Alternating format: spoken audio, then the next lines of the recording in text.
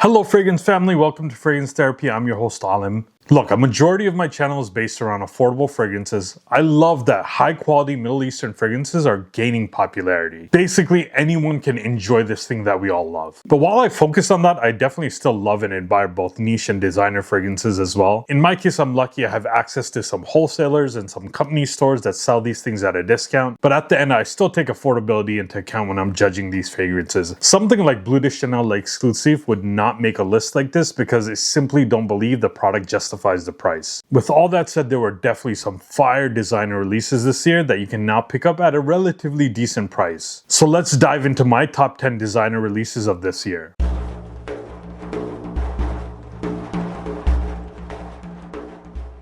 At my number 10 spot, I have Coach Black EDP. This is a smooth, spicy, and woody fragrance. It takes the original EDT's DNA and adds a darker, more sophisticated edge with a more pronounced leather note. In fact, everything kind of got amped up here. You still get cardamom and bergamot, along with florals, woods, and that aforementioned leather. Now look, I have all the Coach fragrances. Most of them are EDTs. They're all good, really easy to wear, but the biggest issue with all of them is performance. I believe this and Platinum are the only EDPs, so there is a slight step up in longevity here. You go from 6-ish hours with the EDTs to more like 7 hours with this one. A moderate projector, nothing crazy but not terrible either. Look, this is your quintessential daily driver. A year-round daytime signature, just so easy to wear and improves on the EDT in every way.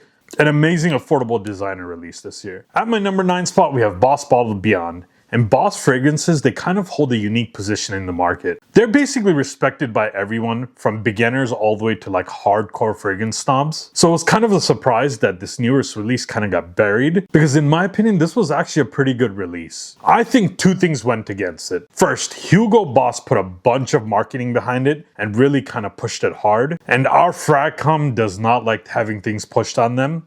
And secondly, they went with something fresher, more mass appealing compared to some of their recent hits like Absolute. But what you get here is a fresh, professional smelling fragrance with a slight edge. It doesn't have any traditional sweetness and leans more into the clean, spicy, and leathery profile. You do get mandarin, ginger, some florals, along with that leather and patchouli note.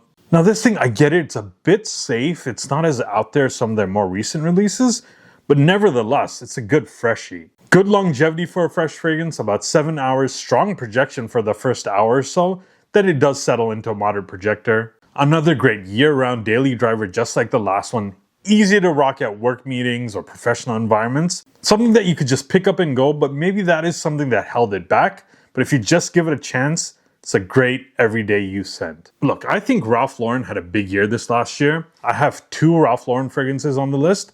But at my number 8 spot, we have Ralph Lauren's Polo 67 EDP. And this is a vibrant, juicy, fruity, aromatic belter. It's another super mass appealing one with this dominant, juicy pineapple note that feels both modern and energetic. Of course, along with that pineapple, you got some bergamot, some fresh aromatics with lavender, and this woody resinous base. I think Polo 67 EDT, the one that came out last year, was a surprise hit for RL. That also smelled great, super easy to wear, but the performance sucked. They definitely improved that here.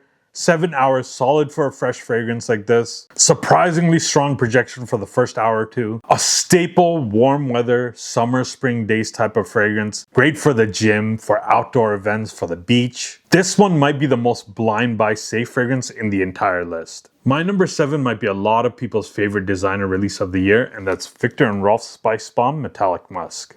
And this is the first one on the list that's not that mass appealing. They really went for something different. Because this thing does give off this almost futuristic vibe. Maybe it's the bottle that's doing that. It comes off just cold and clean. Because this thing pulls back on the heavy spices that the Spicebomb DNA is known for. And instead, it really focuses on aldehydes and this metallic sheen. It's all about those aldehydes and metallic accords along with this amazingly fresh white musk. Good longevity, 7. You can push it to 8 hours with moderate projection. Another great year-round fragrance, specifically when you want to smell like super clean and you want to steer clear of some of the overly sweet scents. Now, unfortunately, while I do love this thing, I don't reach for it much. It's so musk heavy that it kind of gives my wife a headache. So whenever I'm around her, I can't be wearing this. That may have also caused it to fall in my list, but nevertheless, still an incredible release. My number 6 kind of snuck into the list at the end of the year This was a holiday season pickup. I was finally able to get a good deal on it, and it's Givenchy Gentleman Society Ombre.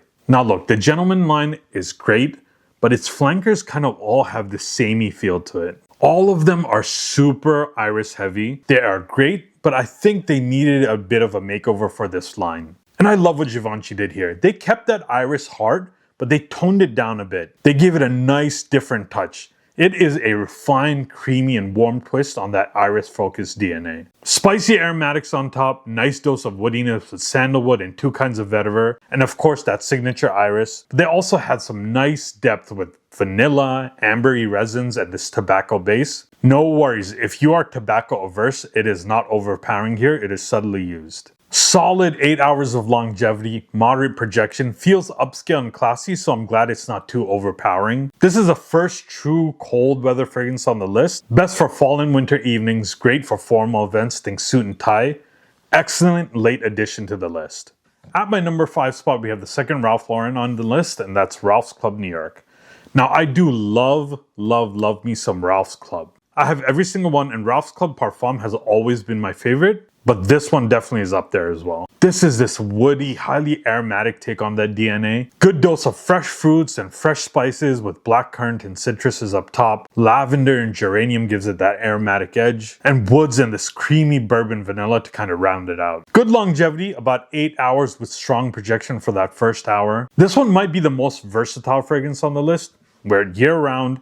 Good one that you can even dress up or dress down. Look, if you haven't given the Ralph's Club line a shot, you're missing out. They're super affordable. Most of them you can even find in rack stores nowadays. A truly amazing affordable designer. For the longest time, I thought the next one was going to be my designer of the year. And to be fair, depending on my mood, this might move up the list a little bit. But at the moment, my number 4 is Azzaro's Forever Wanted Elixir. And this is a fruity, leathery and woody scent. If you've been watching my channel long enough, you know that I love myself a good leather fragrance. There's just something dark and masculine yet incredibly wearable about it. I know that's not the case for everyone, but I think this might be the most mass appealing, easy to wear leather fragrance in my entire collection. It's like a smoother, fruitier version of Tuscan Leather by Tom Ford due to that prominent raspberry and leather combination. You get raspberry and citruses up top, cardamom and aromatic lavender and clary sage in the mid, and in the base you get that leather and this deep resinous woody base. This thing is amazing, it smells great, but I was expecting better performance for an elixir. 7 hours of longevity, good projection, again not horrible but nothing spectacular. Overall I think these designers are lagging when it comes to performance. They need to step it up because a lot of these clone brands are kind of leaving them in the dust. Anyway, a great cold weather date night fragrance.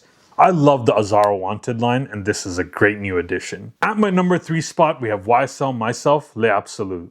Now this almost didn't make the list because of how pricey this was most of the year. I just couldn't justify recommending this as a $200 plus fragrance. Luckily, it is starting to show up on some discounters. And for me, I was able to pick this up at like a L'Oreal owned company store. And yes, if you didn't know, YSL Beauty and the fragrance line is owned by L'Oreal. Anyway, I believe I picked this small one up for about 75 bucks. And I do love the EDP. It is such a clean scent profile, but this is what I want from an absolute flanker. A richer, darker version of that original orange blossom DNA. It keeps that clean laundry vibe, but this adds this black pepper and these woody notes to make it more masculine and dense. Like I mentioned, orange blossom, black pepper, also some ambers and oud. Such a wonderful combo that's still unmistakably myself, but with a great twist. Now, I feel like a broken record, but again, another issue with this one has been performance. Again, it's not horrible, but if you're calling this absolute, I would think it would be a monster performer. But it follows the last one. I'm getting 7, max 8 hours if I truly overspray. And again, I just think that these designers need to step up to keep up with what people are looking for. At least in the projection side, it's okay. Strong projection for the first few hours at least. Great transitional fragrance as well.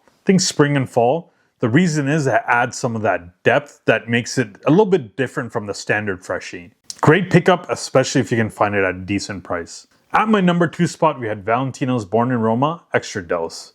And there's not really much to say here. This takes that beloved Born in Roma Intense, which I've been on record to say is one of my favorite designer fragrances, and just amps everything up to 11. And Extra Dose is a very apt name here. Aromatic scent profile with this heavy dose of ginger and vanilla. It does make it very potent and very sweet as well. Also, you get this deep, almost smoky, woody undertone, really helps make this fragrance last. And finally, a real performer here. I'm talking about easy 8 to 9 hours of longevity, monster projector that can easily fill a room. This is a statement maker party scent. Some of you out there might say this kind of leans youthful, but trust me, that is more of a fragrance community thing. 90 to 95% of the people out there will just think you smell amazing because this is a compliment monster. Again, this is great, especially if you liked Intense.